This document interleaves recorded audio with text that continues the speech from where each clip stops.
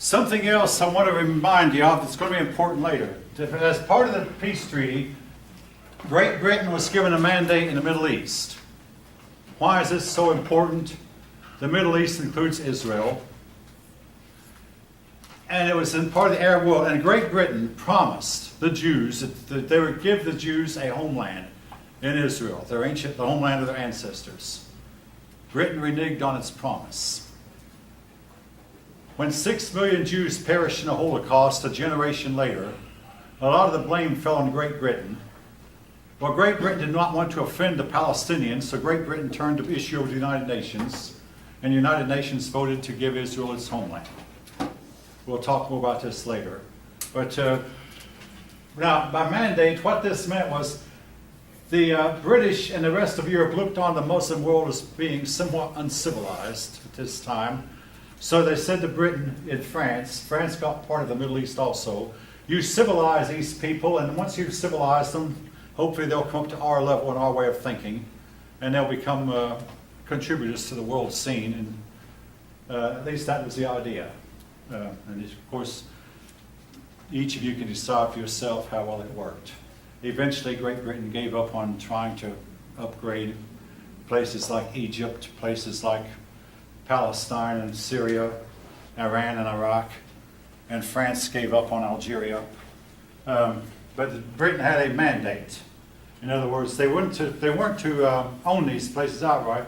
They were simply to try to go in and upgrade these people and civilize them. All right. Germany had its colonies taken away, but the victorious nations kept theirs. Japan got involved too. I haven't mentioned it till now, but Japan was on the side of the Allies, in other words, on the side with the United States. They wanted there to be a clause in the treaty that would outlaw racial discrimination. Wilson opposed it. Wilson was, and this is your book, folks, Wilson was a racist, pure and simple. So Wilson opposed it.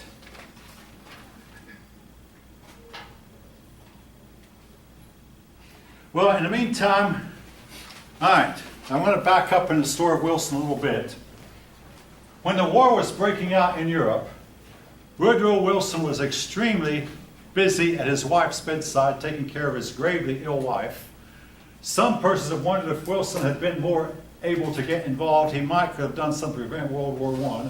Be that as it may, Wilson was busy by his wife's bedside. She died. Wilson then married another woman and became one of a few presidents who married in the White House. Grover Cleveland married while he was in the White House. Woodrow Wilson did too. And if you ever read a book about first ladies, and I've read 2 of them, you'll find that Woodrow Wilson had 2 first ladies in the White House. Now, folks, this part of the story is ugly, and I might not should repeat it, but again, you'll find it if you look up Wilson's first wife. It's, this is a bad rumor, and if they were alive, I wouldn't say it, but they're gone.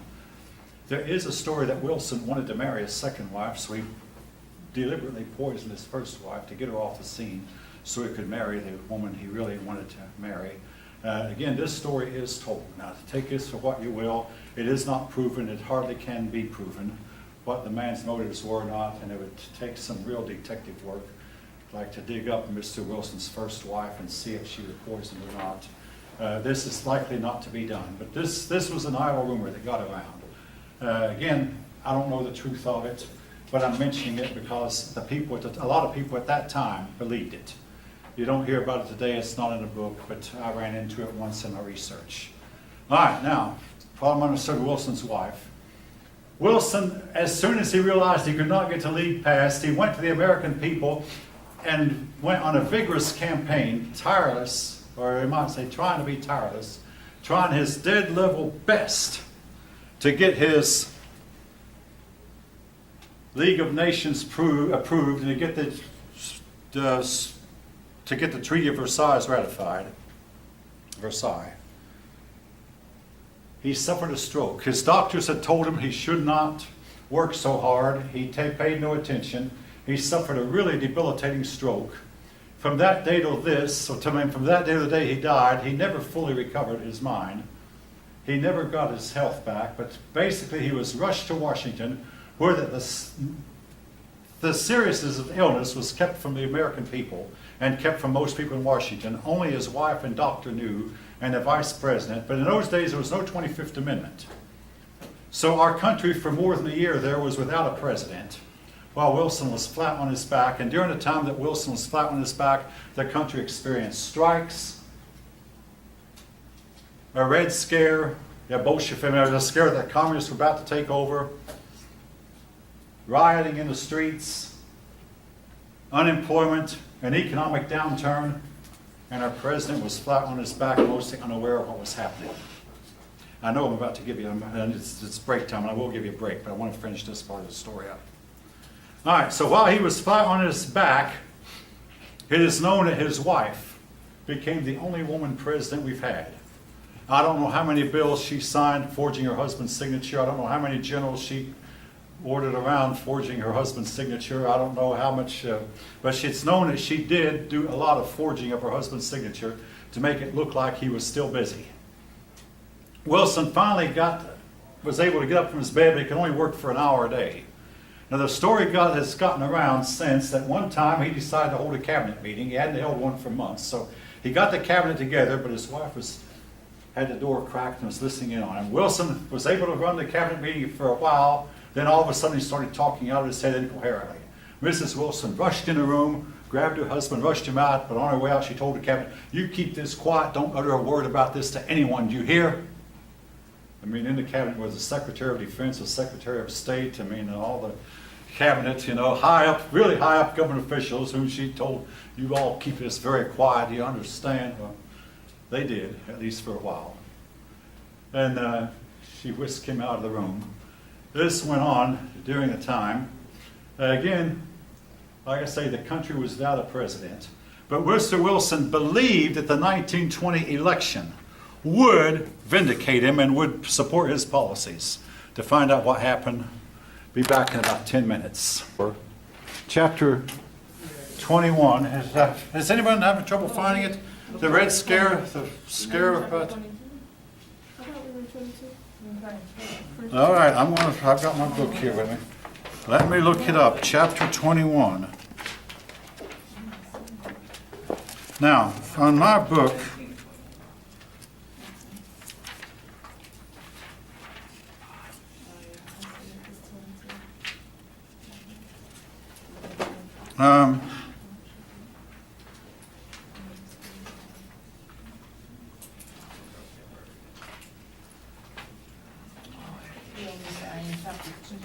We just finished 18th Amendment, page 5, let's see, 576. yeah, we're past 579 already. That's where we talk about the League of Nations. Oh,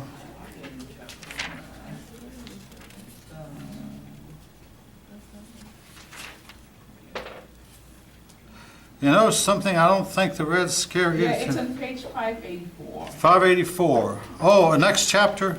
No, 5, 22. okay, thank you, 584, okay. Yeah, the influenza outbreak, the Red Scare, all right, thank you. All right, 584, and it's in chapter 22. Okay, 584, all right. The epidemics, the book says 2 epidemics. They named the one the Spanish influenza, and I don't think they named the other one. The 2 epidemics. So one was the flu and the other one was the Bolshevik Red Scare. That's it. The other epidemic was Russian Bolshevism, which was not a disease as such, except it was a disease of a political disease. All right.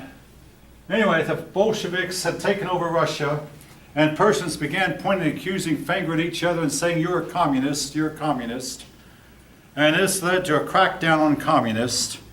Eventually the Red Scare subsided, your book says, due to its own excesses. Now, keep that in mind, because after World War II there was another Red Scare that again subsided due to the weight of its own excesses. It went too far. But civil liberties were curtailed. But in response, an organization was formed called the ACLU, American Civil Liberties Union, that was formed to try to make sure that American civil liberties were protected. The ACLU has been active ever since. In fact, the ACLU, I must say, made news in Georgia yesterday and today because they plan to file a lawsuit against the governor of the state owing to a bill that might restrict abortions. In fact, it was restrict abortions when you hear a heartbeat. And here's a problem that some people have with that. By the time most women do not even know they're pregnant until long after the baby has a heartbeat. By the time you hear a heartbeat. But anyway, I'll have more to say about that later. I just don't feel like dealing with that topic now. But the ACLU has been there. The ACLU has gone on record opposing almost every form of religious expression in public places, that manger scenes are not allowed to be put on a public place. The Ten Commandments are not allowed to be posted on courthouses or public buildings. Public officials are not allowed to display the Ten Commandments at their office or anything like that. All forms of Christian expression are disallowed in public schools. Now, I said Christian. Other religions appear to be allowed as a matter of freedom of expression. Christianity is suppressed. Again, this is the ACLU. Each of you can make up your minds for yourself what you think about it. All right. Bombs were sent by mail, and one bomb actually exploded on Wall Street. Foreigners were deported. Teachers were fired. College professors were fired, all because they might have, some people suspected they might have pro-communistic or pro-German leanings.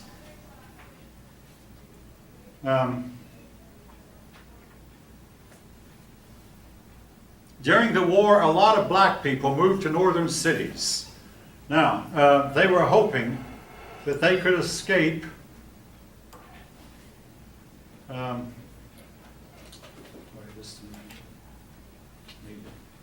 they were hoping they could escape segregation and discrimination in the North. They found it worse in the North than it did in the South. Now, I'm old enough to remember, folk. I mean, my dad was a pastor, as always, a preacher. And in our denomination, we'd sometimes have rallies. And sitting in one place at every rally were people from a black church. The blacks. Now, this was something that went on in the North more than the South. In the South, a lot of time, blacks and whites would worship in the same church. This had been true even in the pre-slave days. In the North, blacks were expected to go to a separate church from the whites. In other words, they found more discrimination in the North than they ever found in the South.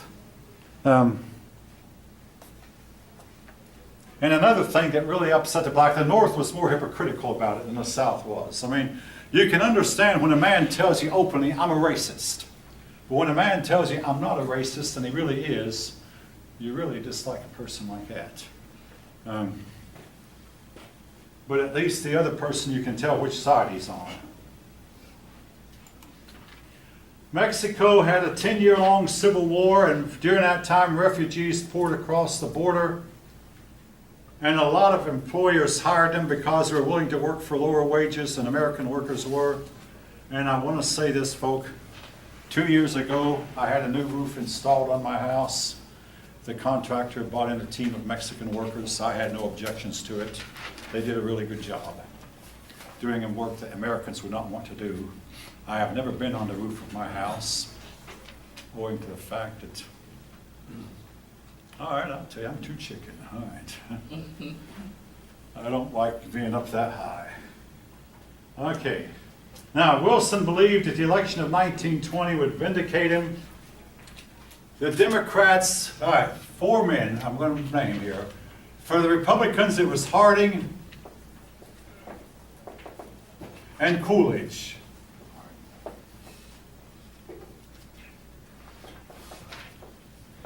For the Democrats, it was Cox and Roosevelt. This was Franklin Roosevelt. Franklin Roosevelt ran for vice president. Of these 4 men, 3 of them became president. These 3 did. This man didn't. The descendants of Cox owned Cox Communications, of which the Atlanta Journal-Constitution is a part. where I come from, the Middletown, Ohio. The Middletown Journal is also owned by the same company. Neither Harding nor Cox could be called a figure of national importance. As Roosevelt, he was fifth cousins to Theodore Roosevelt, another president. Hey, keep him in mind, we're going to hear a lot about him in the next few chapters. His influence was really strong, but he ran for vice president in 1920 and was badly defeated. Harding won easily, and this upset Wilson because this meant the end of two things, the end of progressivism and the end of Wilson's chance to see the United States get involved with the League of Nations or with the Treaty of Versailles. And again, this was very much upsetting to Woodrow Wilson. Woodrow Wilson left office in 1921 and died in 1924. The 1920 election was the first election where the women were given the right to vote.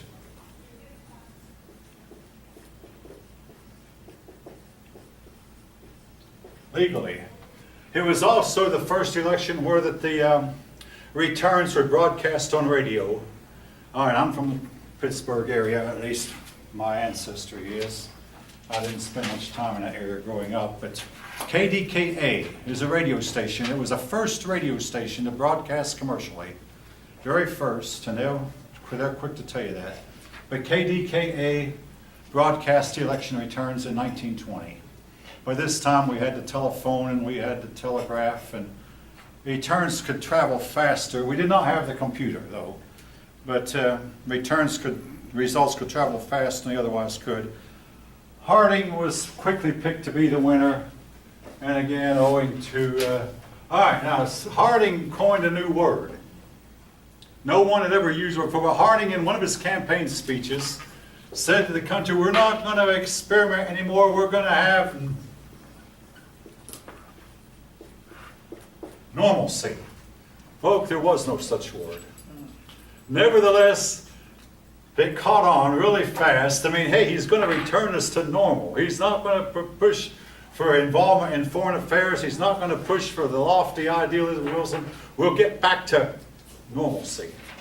They asked him, what do you mean by normalcy? And he was somewhat embarrassed, but he tried to define it, but it actually became a plus sign for him. It should have been a big negative, but it became a plus because it was just the thing that the people of his day wanted to hear.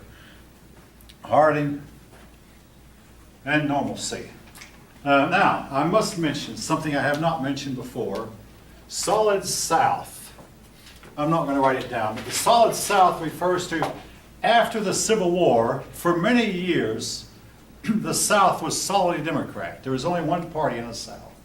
That was Democrat. This was true in the election of 1868, 1872, 1876, 1880, 1884, 1896. The South always voted Democrat. That includes Georgia. Finally, in 1920, for the first time since Reconstruction, a southern state, I don't know which one was, a southern state finally voted for Republicans. Again, they were tired of Wilson and his lofty idealism. Being so heavenly minded, he was of no earthly good. That's one way of putting it. But anyway, the South only had one party for several generations. Now that's ironic because today the South is mostly Republican. In the 1964 election, Barry Goldwater got very few electoral votes, but the ones he did came from the South. In 1968, Governor Wallace carried the South, and he was neither Republican nor Democrat. Wallace lost, of course. All right.